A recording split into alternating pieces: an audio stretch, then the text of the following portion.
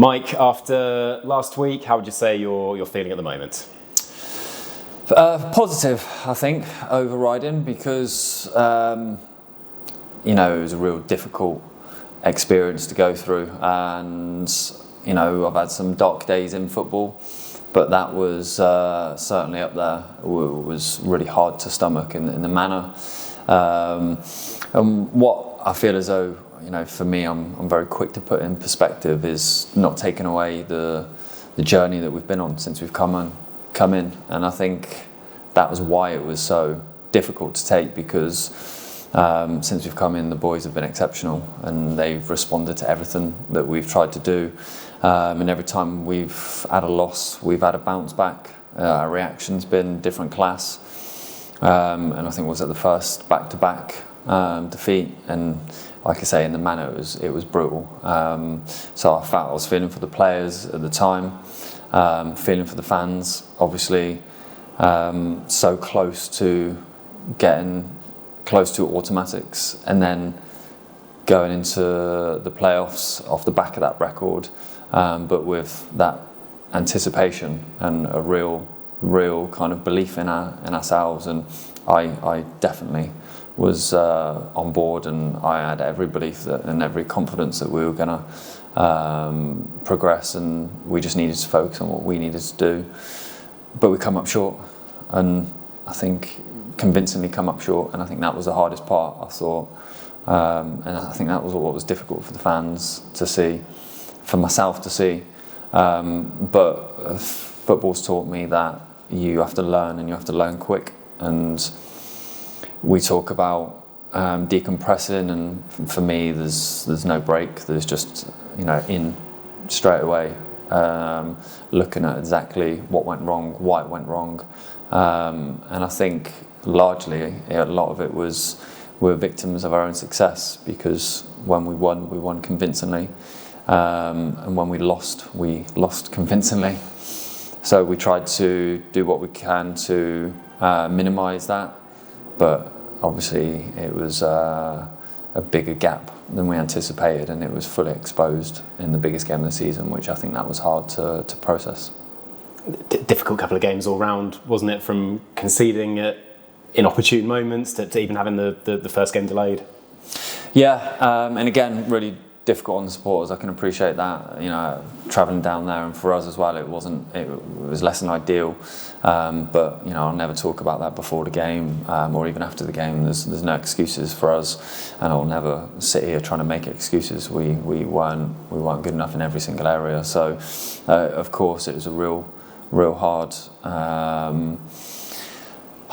defeat to take, 2 defeats to take, but again, I'll just look at when we came in and the position where we were, and how quickly the lads responded.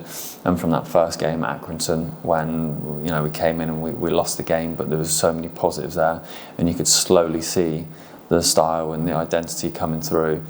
And then we had some incredible games and some really good comebacks, and the boys just took to it, and they loved it, and we ran with it, and we really tried to squeeze as much as we can out of it, and that's life, and we always feel as though the harder you work, the more you'll get out of it, but sometimes it just, no matter what you do, it wasn't enough. So we reflect back, and I've got no doubt that is going to make us stronger. Absolutely, and when you take a step back and look at the season as a whole, a difficult season, a hard season, but an enjoyable one as well, and it's important not to lose sight of that. Yeah, and I think that when you look at the difficult periods as just a real opportunity to learn and grow, then it becomes a journey that you relish, and you want to experience the wins and the highs, and I want to see the boys experience it. I want to see the fans. I want to see the staff here that work relentlessly hard. The guys behind the scenes, the real nucleus of this football club. They're the guys that really you want to see celebrating after. And I think that was one of the most painful areas of it, because it's not just the boys out there that are hurting, it's the staff, it's the community, it's the whole football club. So when we came in, everyone responded so well, and there is so many positive things, and that's still there to build on. So there's going to be so many things that we don't change from last season, but there'll be so many things that we do and we are focused on, and we know where we've got to focus, and we've got to spend our days in terms of pre-season and making sure that we have that resilience and we have that out of possession mindset, and everyone understands and knows that we have to be better suffering. And then when we get that right on top of our in possession stuff, it's an exciting prospect. Looking ahead to next season then, the club's published its retained list. Mo Isa, Michael Kelly, Ethan Robson, Dan Kemp and of course Warren O'Hora all leaving the club. A quick word perhaps on those players and their contribution. Yeah, I can't speak highly enough of them. All the lads that you just spoke about there, genuinely honest. I always talk about the human being and wanting to really try and help to support and do what we can. Football doesn't always work out, and it's not always a fairy tale ending, because that's something that we were speaking about, that guys on their own journeys, you want to leave on a real high note, and the boys that are here, we want to build something and really be something to be proud of and to be connected with. But the way they conducted themselves, and that for me is testament to all of them. Every single day they give everything. They wanted to work hard, they wanted to improve. And I'm sure that they'll all go on and have very good careers and play at a high level, because the talent and the personality deserve that. Absolutely, and from players leaving the club to players signing their first pro contracts, we've got Seb Stacey, Albert Wood and Charlie Sterland. I'm sure you remember getting your first pro deal and what a big deal it was. Very exciting times for those young lads.